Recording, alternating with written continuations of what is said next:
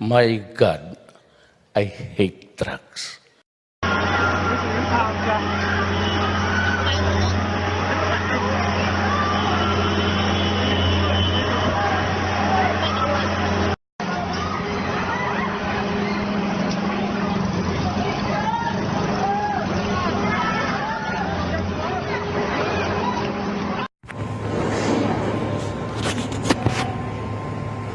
Sleepers, mother.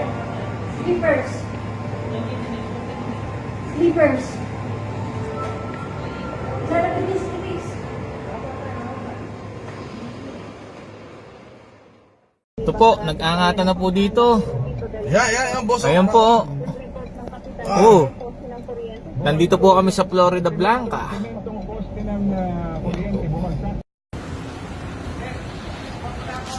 Sige, sir.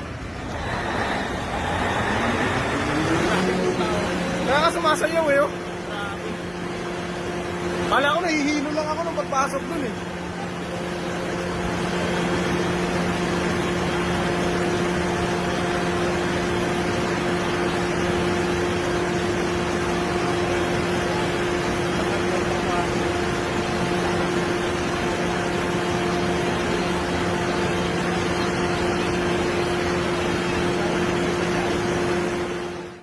We now speak with Provincial Governor Lilia Pineda. Good evening, Governor.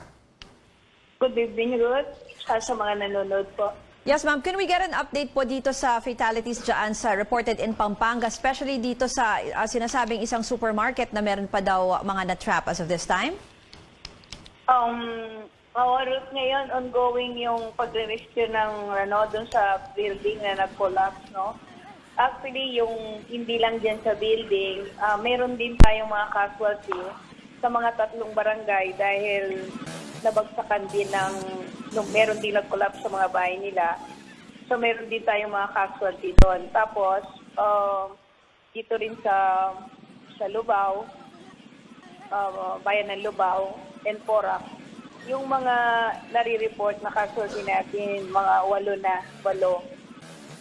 8 na casualty ngayon. Okay, kasi kanina nga po yung nire-report namin, we also got that information from you. 3 po yung patay dyan sa Pampanga. Ngayon po, you're telling us 8 na. Oo, kasi merong nag-report yung aming chief of hospitals, yung hospital ng Kapitolyo. Meron dinala doon na sa 3 barangay, pagdating noon, dead on arrival, dahil din sa earthquake. Parang nabagsakan din sila ng pader, yung isang bata at saka 2 matanda. Yun ang report ng chief of hospital ko. Dead on arrival na sila. Pero ngayon, sa kasalukuyan ngayon, nagre-rescue ko sila. Inaantay lang yung crane para mayalsa yung ang kakapal ng pader ng building, talagang hindi kaya ng tao, hindi kaya ng yalsa, ang pwede lang doon, crane. Governor, yung sinasabi niyo pong building, ito po yung supermarket. Ito po yun. 4-story. 4-story na supermarket. Ilan po yung pinangangambahang na trap po dyan sa loob? Actually, tinatanong namin doon sa mga dinala namin sa ospital. Hindi nila masabi kung ilan pa yung nandun sa loob eh. Hindi nila alam. Pero merong naririnig na buhay pa na nagpaparescue. Kaya lang, dahil napaligiran sila ng makakapal na pader, hindi talaga mapasok ng tao yung loob. Wala silang lalabasan. At walang papasukan yung mga nagre-rescue dahil nakatrap sila doon sa mga makakapal na pader na bumagsak. Okay, so itong, di ba, hindi po natin masabi kung ilan. So, posible nandyan yung mga mismong workers po ng supermarket and even the customers. Ano po? Oo, baka. Kasi sila mismo, dahil siguro may shock pa o kaya sila mismo, yung mga pumasok dun sa grocery at saka yung mga empleyado nila, hindi rin nila malaman ang bilang kung ilan pa yung nandun sa loob. Okay, kaya and then... Go ahead, Governor. So yung sinasabi nyo, hinihintay po yung crane kasi mas yun po yung kayang mag-conduct ng rescue operations kasi nga sabi nyo mahirap po yung mga papasukan pa po. Walang papasukan or for rescuers. May naririnig na nagpaparescue ng mga tao kaya lang wala kang papasukan para i-rescue mo sila. Kasi para silang nandun sila sa mismong loob na nakulong sila dun sa mga makakapal na pader na bumagsak. So kailangan talaga, sabi nung PDRRMO ko, nagkuha na sila ng crane para i-alsa yung mga makakapal na pader na nakapaligid dun sa mga nagpapasaklolo sa loob. Ano naman parang buhay pa sila. Kaya lang talaga, kailangan lang na alisin talaga yung mga nakapaligid sa kanilang makakapal na pader. Okay. Pero at this point, yung report niyo po kasi kanina, na yung unang 3 po yung patay, may isang bata na namatay sa supermarket. Diyan po galing yon. Ilan na po yung mga nakita nating namatay from that supermarket? Sabi niyo overall 8 po yung so far na casualties. Yung palang ang report na casualties sa supermarket, ang Isa pa lang sinasabi ho. kong dagdag na 3, galing sa mga bara-barangay na bumagsak din yata yung bahay nila, nabagsakan din, dinala sa ospital, doon, dead on arrival sila. Hindi Okay. dun sa building, hindi Okay. sila dun sa building. So ngayon, ang tinututukan namin, yung building na ilan pa yung nakatrap dun sa loob, kasi marami na rin dinala sa ospital Okay. na i-rescue nila. Mga So, ilan na po, Governor, yung na-rescue na? Mga ilan po yung mga na-rescue po at injured na dinala Ang sa sabi ospital? nung PDRRMO ko, mga 20 na nilagay sa mga iba-ibang ospital. 20 injured. From the supermarket po. Oo, Okay. from the supermarket. Governor, tanong lang din po namin, kamusta po yung ibang damages dyan and power supply, water supply sa Pampanga po? Actually, ngayon, wala kaming power, walang kuryente, wala talaga. Madilim dito. Kaya dun na lang sa site ng nag-collapse na building, nagkaroon lang sila ng parang spotlight na generator para makita lang talaga nila yung sa nag-collapse na building. Pero wala kaming power. Buong Pampanga, walang power. Buong Pampanga ho, the whole province. Mhm. Okay. Kanina pa po ito since nangyari yung earthquake past 5 p.m.? After. So hanggang Kasi ngayon? marami kasing mga bumagsak na electric post. Talagang parang sabay-sabay silang parang umiga na lang yung mga electric post. Halos sabay-sabay sila kaya matagal siguro bago kami magkaroon niyan dahil ayusin muna yung mga kable, yung mga poste na natumba. Parang parang bagyo Mm-mm. yung nangyari. Sobra talaga siya kalakas. Iba yung ng earthquake. Okay, Governor, yung advice naman po dun sa klase or sa mga opisina po for tomorrow?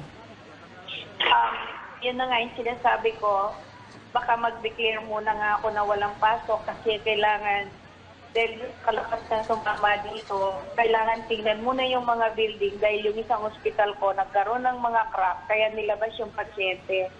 Yung isang hospital ng Kapitolyo kasi nagka-crack ngayon. Yung mga building ngayon ng mga private offices, mga commercial building, kailangan obligan nating mag-report yung mga may owner. Kasi kung meron ng damage, may mga crack na, hindi na nila dapat papasukin yung mga empleyado nila. Kailangan ipa-check muna yan bago sila pumasok para magtrabaho. Kasi sabi ni Shirley, pag daw marami ng crack yung building, lalo na kung malalaki, kailangan mo munang patingnan, hindi ka muna dapat papasok. Okay, pero linawin lang namin, Governor, as of now, wala pa po kayong formal declaration suspending classes or work in public offices? Wala pang formal? Siguro tomorrow kasi maaga naman pwede akong mag-declare noon. Dahil Okay. sabi nga ni Sildo, meron pa siguro mga 17 na aftershock. Narinig ko kanina sa interview niya. Mm-mm. So, para lang talaga safe, sasabihin ko na sa mga mag-declare na muna ako ng mga walang pasok tomorrow. And then as far as yung other towns or municipalities are concerned, may iba pa bang report? Sa Porac po pala, nag-declare na ng state of calamity si Mayor De La Cruz dyan. Yun ang talagang kailangan kong makuha yung mga report. Kasi yung mga mayor, hindi pa sila kumukontak at saka yung NDRRMO nila, hindi ko malaman kung ano yung mga nangyari. Hanggang ngayon, ito palang Lubao at saka yung Porac talaga yung mga nakikita naming mga casualty, saka yung mga damages nila. Pero other towns, wala pa. Hindi ko alam kung hindi pa lang talaga nagre-report ang kanilang mga barabarangay. Okay. Sabi ko nga, kaya ko lang nalaman na mayroong casualty dun sa 3 barangay. Nakita lang ng PDRRMO ko, nasabi ng doktor, nabagsak yung bahay nila, dead on arrival sila. Pero hindi nila ni-report sa PDRRMO at saka sa akin. So siguro makakakomplete ako ng report tomorrow para siguro dahil makikita na nila lahat yung mga damages. Tomorrow siguro makakapag-complete na kami ng report ng damages at saka kung meron pang ibang naging problema. Okay. So, siguro. Okay, Governor, ito balikan ko lang yung sa supermarket dyan sa Porac. So far naman po, are you gonna call for additional siguro equipment or rescuers, or so far sapat pa naman po yung mga nagsasagawa ng rescue operations dyan? Both nagpadala ng rescue team ang MMDA. Darating sila dito mga after 1 hour and a half. Dadating sila ng Porac. Meron tutulong sila kasi yung pinadala ng MMDA, expert sila sa ganyan eh. Tsaka meron silang dalang dog para malaman talaga kung saan nila tutukuyin kung meron pa tayong mga ibang casualty sa building.